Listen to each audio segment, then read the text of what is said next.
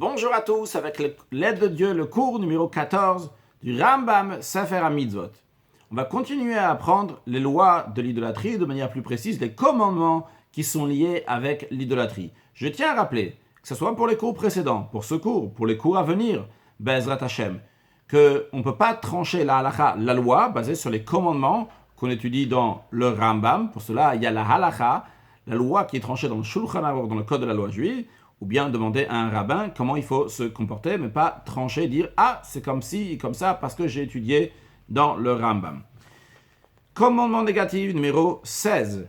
On va parler de quelqu'un qui s'appelle un messite, un séducteur. Il est parti pour influencer, pour inciter d'autres juifs à faire l'idolâtrie ou un autre juif à faire l'idolâtrie. Cette personne s'appelle un messite.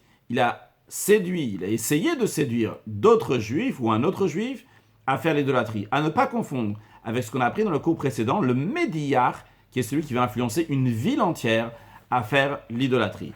Continuons.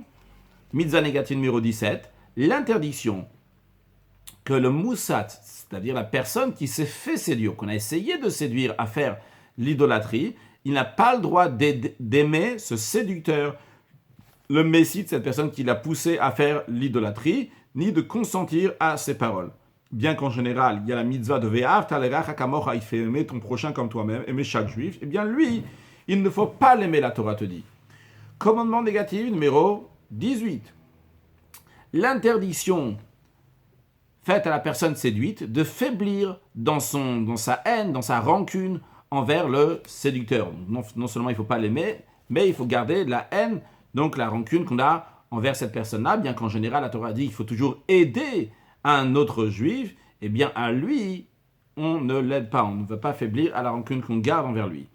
Commandement négatif numéro 19, l'interdiction qui est faite à la personne qui a essayé de qu'on a essayé de séduire, donc le moussat, d'assister, c'est-à-dire de sauver le messite, le séducteur, s'il le voit qu'il est en péril, il risque de mourir, eh bien, il le laisse mourir, bien qu'en général, un juif qui a écrit l'otam od al echa, tu n'as pas le droit de voir qu'il est en train de mourir, tu le laisses mourir, il faut le sauver. Eh bien lui, tu le laisses mourir.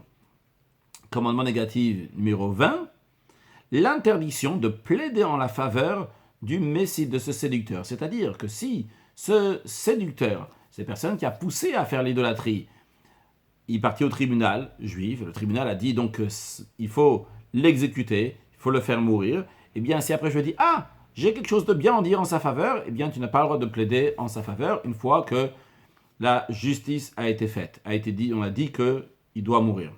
Commandement négatif numéro 21, l'interdiction donc, à la personne qu'on a essayé de séduire, le moussat, il n'a pas le droit de se taire, de ne pas dire le mal, de ne pas dire quelque chose qui est sur la charge du messite.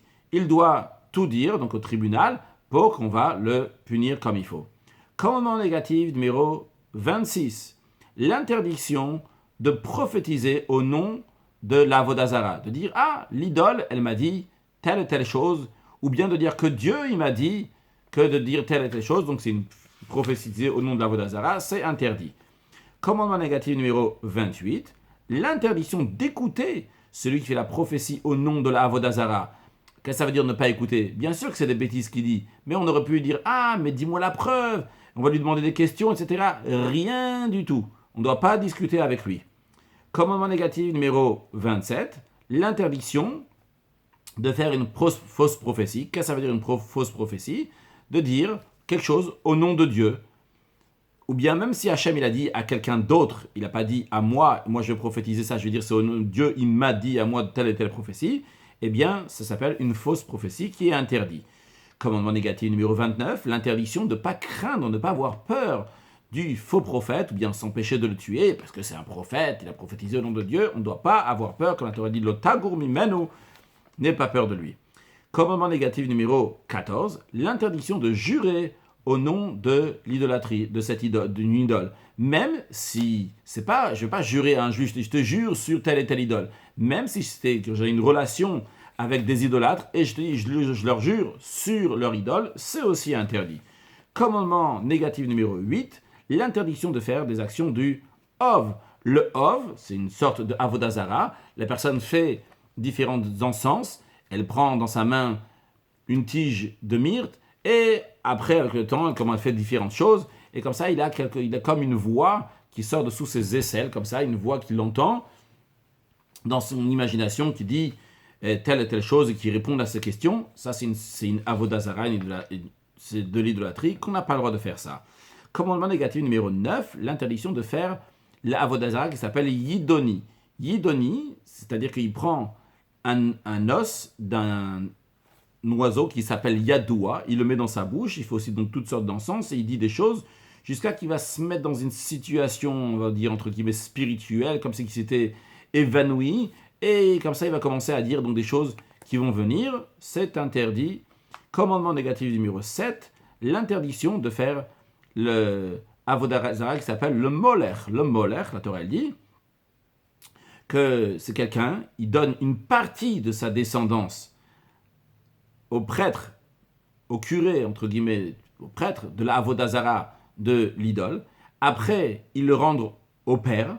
Le père va faire passer les pieds de l'enfant, de ces enfants-là, qui sont une partie de sa famille, donc au-dessus du feu, d'un côté à l'autre. Et comme ça, donc, il est devenu, donc, il a fait cette avodah zara de Moller, cette idole de Moller, c'est interdit. Évidemment, pour un juif, tout ce qui est avodah zara, c'est-à-dire que c'est un travail qui est étranger à lui.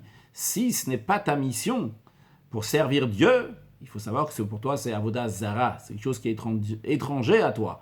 Un juif doit toujours réfléchir, qu'est-ce que Hachem me demande de faire, vu qu'on est là pour servir Dieu à chaque instant, et tous ensemble, avec l'action de chacun et chacune de nous, amener la venue de Mashiach now. Excellente journée.